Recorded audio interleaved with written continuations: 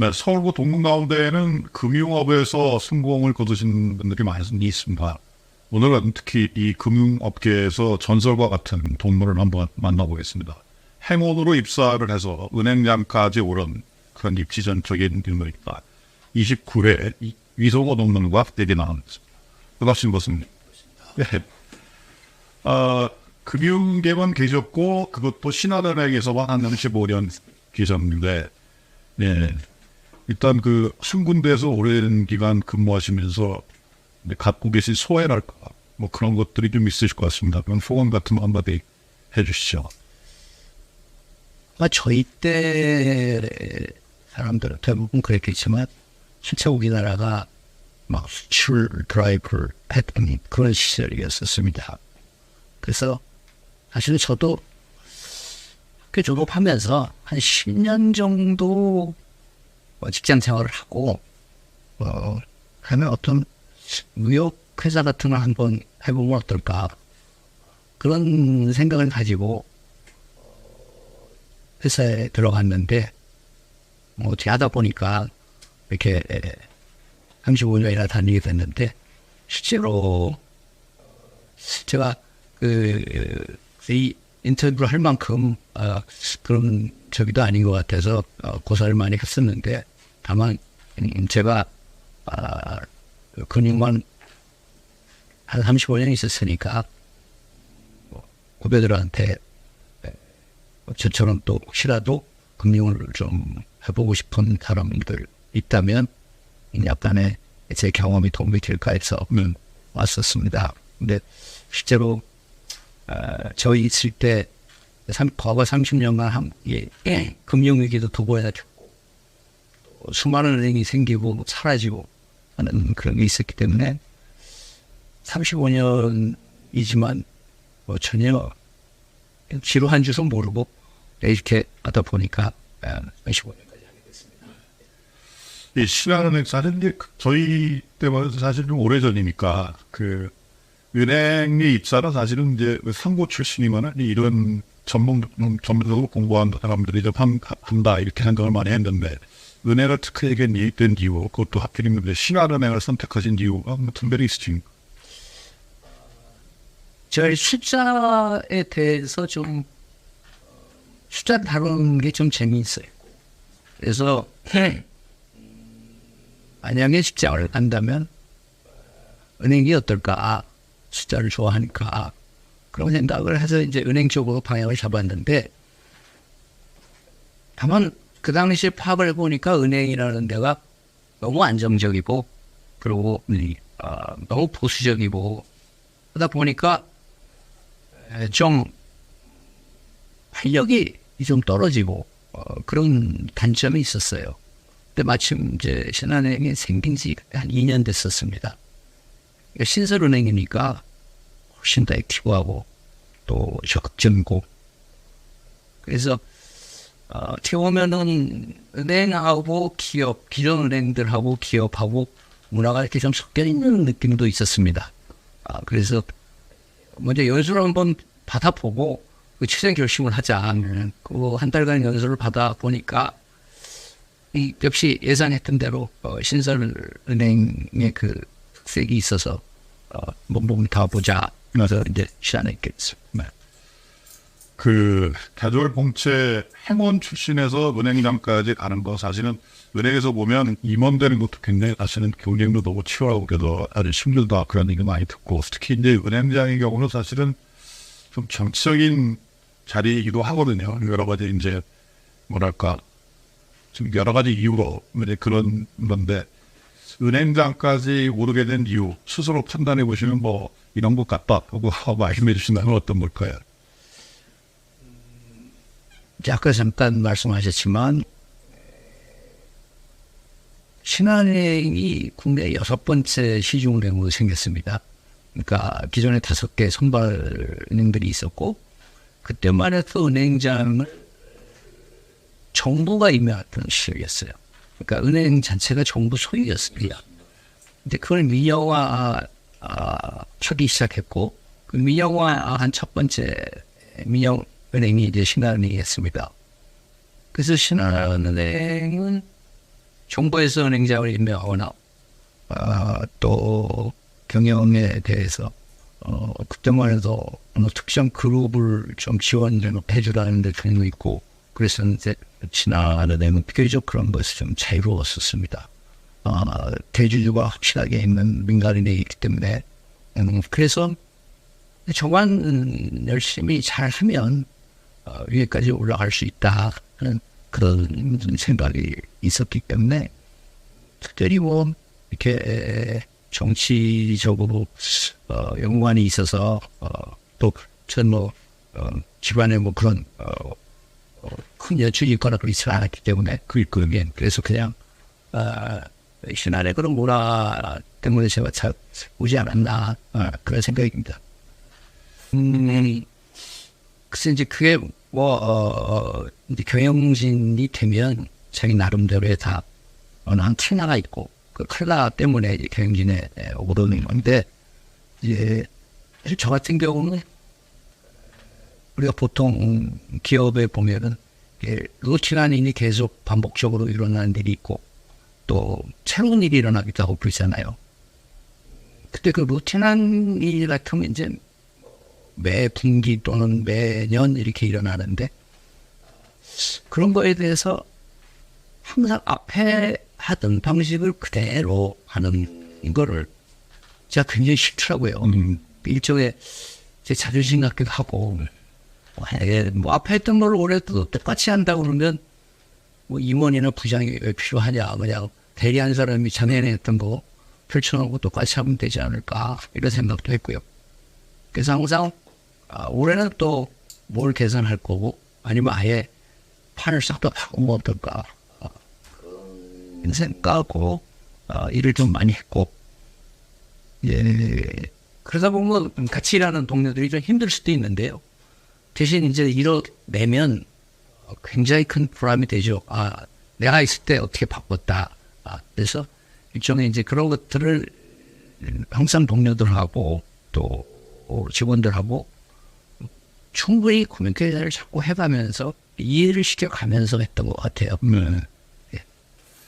그 은행도 사실은 이제 뭐 아날로그 초판하던 시대에서 전자계산기 들어오고 그 다음에 컴퓨터 이렇게 해서 뭐 이제 시대의 흐름을 따라가게 되는데 뭐 굉장히 디지털 금융 서비스를 선도적으로 좀 도입을 하신 것 같은 그런 역할 많이 하셨습니다. 근데 제가 봐도 근데 뭐 모바일 플랫폼이라든가 뭐 빅데이터 그다음에 뭐 챗봇 같은 거는 이해가 가는데 VR, AR 이렇게 도입을 하셨어요. 근데 은행에서 그런 게 필요할까 하는 저는 개인적으로 생각을 하긴 하거든요. 어쨌든 그런 경쟁력 높이는데 그런 VR까지 도입을 하시면서 하신 이유는 뭐 어디에 있습니까? 제가 신용카드 사장을 2013년에 했습니다. 그때부터 4년을 했는데 그때가 우리나라에 이제 핀테크라는 단어가 처음 생겨났던 시절입니다. 그러니까 파이낸스하고 테크놀로지하고 합쳐서 금융의 IT 기술이 접목되기 시작한 거죠. 근데 금융의 여러 업종이 있지만 특히 카드업이 이제 결제업이다 보니까 한 이슈로 이제 그 결제를 IT 기술을 접목해서 하면 어떤가 하는 시도가 이제 전 세계적으로 일어나기 시작했죠. 근데 그때 이제 공인인증서가 없으면은 플랫폼에서 쇼핑몰에서 사서 먹는 건 가면 못하던 시절인데 우연히 그 당시에 그 기억하시니 모르겠지만 그 천송이 코트라는 그 그 드라마에 나왔던 그 코트를 전지현인가 누가 입었던 코트. 그게 전 세계적으로 히트를 썼잖아요. 근데 중국 사람들이 한국 쇼핑몰에 와서 천송이 코트를 사려고 하는데 그걸 사지 못한다는 거예요. 그래서 그게 이제 아마 그 당시 청와대에도 들어간 모양입니다. 누가 보고를 한 것 같아요. 네. 그래서 이제 그 당시 대통령께서 왜 중국 사람이 한국 쇼핑몰에서 물건을 못 사느냐. 그것도 기억나는 모습. 네. 그래서 이제 금융위에서 그거를 해보니까 공인인증서 때문에 없습니다. 그래서 그때 카드 사장이었는데 금융위에서 그 다음날 아침에 바로 회의 소집이 있더라고요. 가서 카드 사장한테 묻습니다. 공인인증서가 없으면 안 되냐. 충분히 공인인증서 없이도 지금 할 수 있는 기술들이 카드사들이 다 가지고 있다. 근데 보안의 책임의 문제다. 근데 그때는 무슨 사고가 나면 무조건 다 회사 책임이었거든요. 그래서 과연 공인인증서를 대체할 만한 보안 기술이 있느냐 없느냐 이 문제였습니다. 그래서 그때 이제 금융당국에서 과감한 결정을 하죠. 공인인증서 없어도 좋다. 물론 책임 한계에 대해서도 또 분명하게 한 건 아닙니다. 하지만 일단 없애는 분위기로 왔고 그때부터 결제가 본격적으로 이제 디지털화되기 시작했고요. 아까 얘기하신 모바일 플랫폼의 개념도 그때 다 들어온 거고. 근데 그 VR이라는 거 그래도 이렇게 이제 가상현실처럼 이걸 보면 거기에 이제 정보가 뜨고 뭐 이런 형식으로 가격이 얼마 뭐 예를 들어 청소 입고 타면 뭐 그런 방식으로 이제 도입을. 그러니까 고객이 이제 플랫폼에 들어오면은 사실은 굉장히 평면적이잖아요. 거기서 사진을 올려놓고 이게 얼마입니다. 이제 그거에 AR, VR 기술이 들어오면 실제로 입체적으로 그걸 보이게 할 수 있죠. 네. 그리고 이렇게 만져서 느낌을 느낄 수는 없지만 그런 것들을 이렇게 행동화하는 것도 늘 수도 있고요. 이제 요즘 같은 메타버스 같은 컨셉이 이제 그때 시작해서 지금 이제 메타버스로 뭐 공연을 대체하고 회의를 대체하지 않습니까?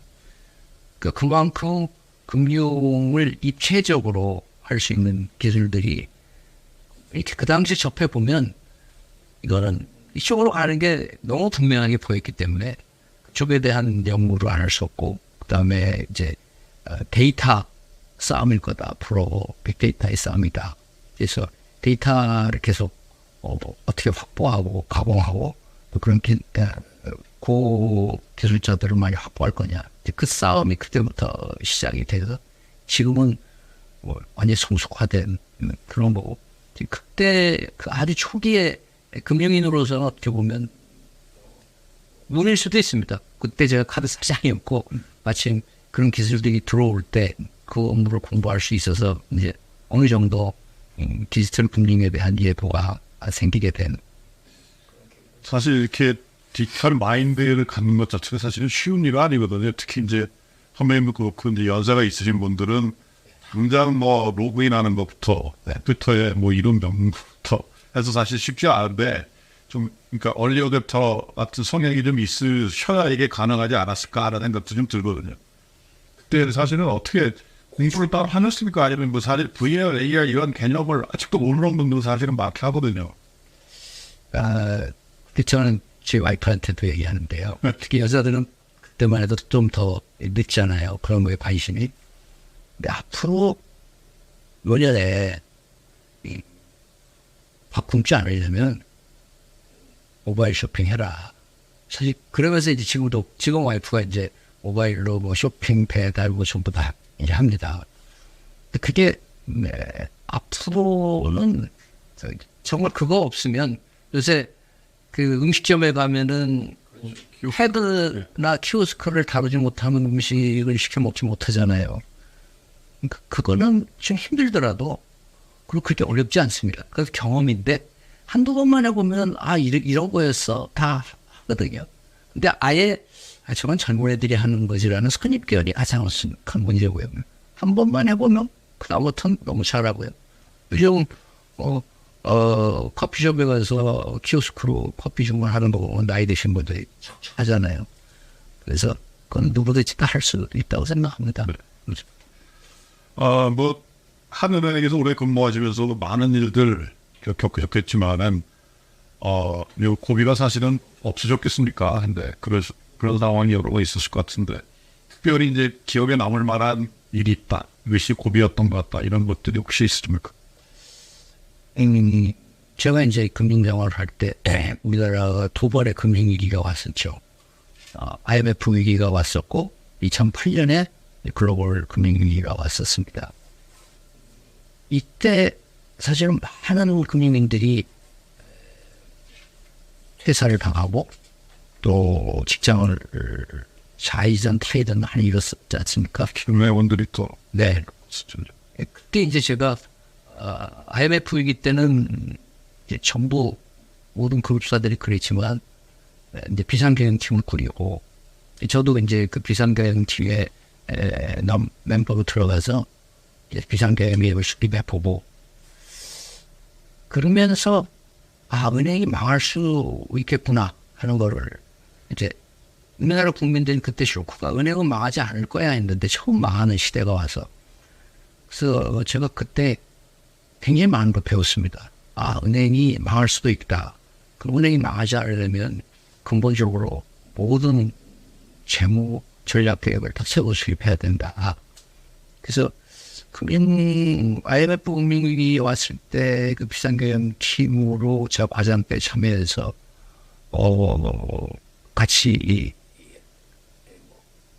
그냥 모든 사람들과 같이 해서 정도를 논의를 해본 게 큰 도움이었고 2008년 금융위기가 왔을 때는 제가 지주회사의 임원이어서 제가 또 비상경영 팀의 이제 팀장이 돼서 꾸며봤습니다. 그래서 이 두 번의 금융위기 때 다 비상경영 팀에서 일을 해보면서 제가 가지고 있던 아주 단편적인 지식들이 이렇게 전부 연결해서 볼 수 있는 시야도 좀 생겼고 그때 신한은행도 많은 선배들이 이제 옷을 먹고 나갔는데 사실은 그 프로그램도 제가 만들었었고 하면서 마음도 많이 아팠고요.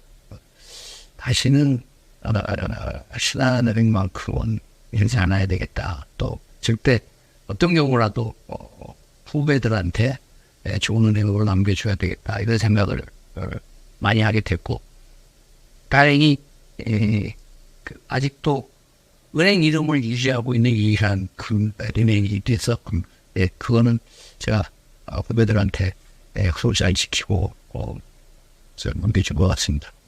네. 은행장까지 오르시면서 이제 승진도 빨리 하셨지 않습니까? 승무하신 다음에 수사장하고 1년 만에 하시고 그뭐 운이 있었다고 생각하십니까? 아니면 다른 요인들이 이렇게 뜻하다고 생각하십니까? 왜 진짜 운이었던 것 같아요. 왜냐하면 제가 성공을 2007년에 승진을 했는데요. 2008년에 금융위기가 왔죠. 그러니까 이제 그때 제가 지주회사에 있을 텐데 금융위기 팀을 만들면서 경험이 있으니까 그래도 대응비가 좀 그래도 편했지 않았을까. 그러면서 그때 10%량을 승진하면서 금융위기를 했어요. 그때는 사실 우리나라가 금융위기가 일어나면 항상 외환 부족하잖아요.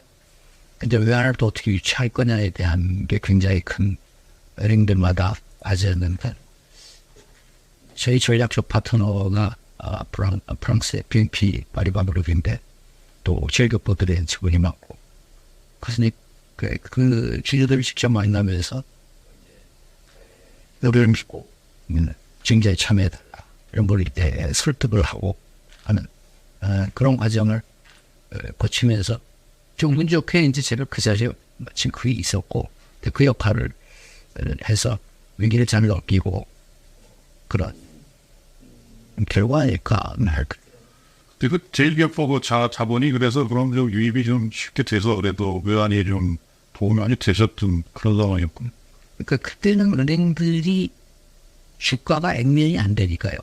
증자를 할 수가 없었는데 이제 신한은 그때 액면은 넘어서고 있었는데 워낙 불안하니까 증자에 참여를 안 하려고 하죠. 그러시겠죠. 그러면 이제 대규모 실권이 나니까 증자가 실패하는 거죠.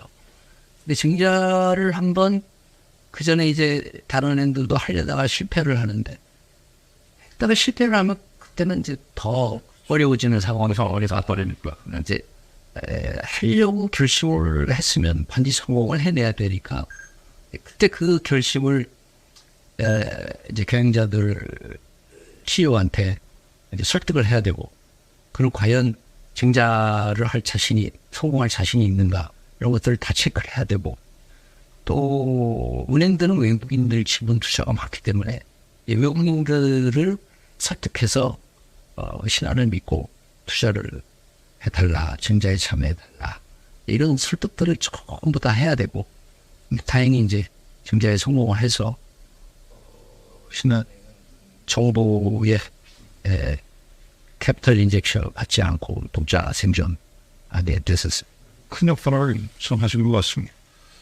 퇴직하시고 이제 은행장에서 퇴직하셨으면 신한은행에서 이제는 더 가실 데가 없으니까 하신 거고 그 이후에 흥국생명 한번 가셨다가 지금 이제 그날에 어떠신지요? 요즘은 진짜 그동안 한 40년 가까이 그 직장 일과 관련되는 일만 하다 보니까 해외를 가도 맨 출장으로 넘어가죠. 그래서 요즘은 이제 가족들한테 그동안 한 번도 가족여행을 해외여행 가본 적이 없는데 올 상반기에 한번 가족들하고 벌써 두 번 갔다 왔고요. 그래서 일단 가족들에 대한 배려를 좀 하고요. 그리고 우리 동료나 이제 선후배들 밥 먹고 또 얘기하고 또 후배들 같은 경우에 또 나름대로 저한테 좀 얘기를 듣고 싶어하는 친구가 있으면 그에 한번 같이 얘기하고 그러고 지내고 있습니다. 서울고는 사실은 이렇게 좀 이게 뭐랄까 규격이 있는 학교고 굉장히 좀 엄한 규율 속에 사는 있는 그런 학교였는데 서울고 다니시면서 뭐 잊지 못할 은퇴학이 있거나 아니면 뭐 추억담이나 아니면 뭐 친구 이런 에피소드나 이런 거 있으면 소개를 아시는 것처럼 저희가 29회인데요. 29회부터 이제 추첨으로 고등학교를 발전받은 첫 번째 기수입니다.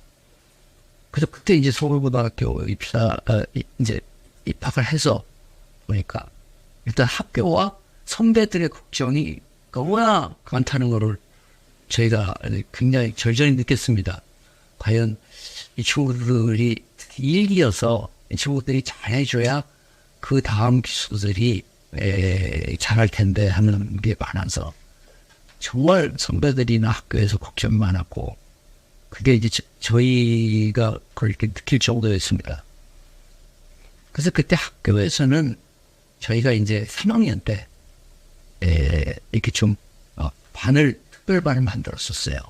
뭐가 말이가 없나. 그때 사실은 학교도 이런 일이 처음이고 저희도 처음이고 해서 좀 당황스럽고 했었습니다.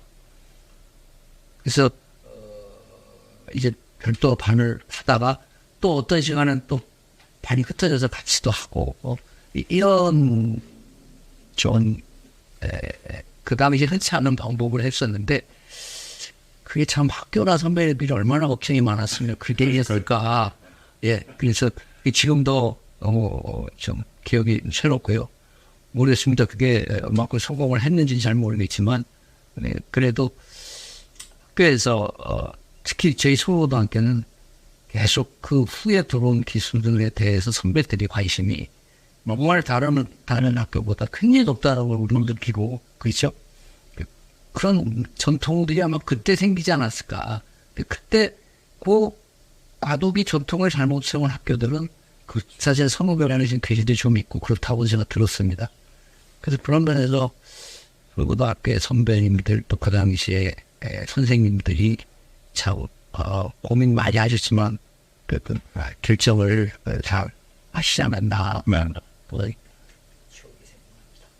서울고는 또 유난히 또 금융 쪽에 계시 근무하시는 분들 선후배들 후배들도 그렇고 선배들도 많이 계시고 한데 지금 뭐 금융이 사실은 들어가기도 힘들어서 그렇지 뭐 관심 있는 분들도 사실은 많이 있을 거고 그리고 이제 금융 쪽에 일하는 것은 어떤 의미가 있고 그리고 후배들이 이제 금융으로 전답하면 어떤 뭐 어떻게 가르침을 주시고 싶은지 뭐 이렇게 해주시는 후배들에게 해주시는 말씀이 있다.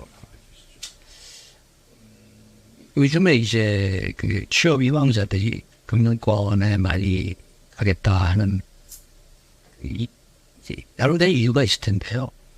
사실 이제 고연봉이다 하는 그게 또 굉장히 질투상 매력적인 게 있거든요. 근데 사실은 고연봉이라서 내가 금융 가고 싶다. 그리고 비교적 또 업무가 체계적으로 돼 있지 않나 이런 생각으로 만약에 금융에 관심이 있다면 저는 그렇게 해서는 회사에 돌아 성공하지 못한다 생각합니다. 그러니까 금융도 지금은 굉장히 실버화돼 있고요. 일반 뱅킹 사이드가 있지만 자본시장과 관련된 금융기관들이 굉장히 많지 않습니까? 그러니까 예전에 금융기관을 간다고 하면 안정된 직장을 선택해서 내가 간다.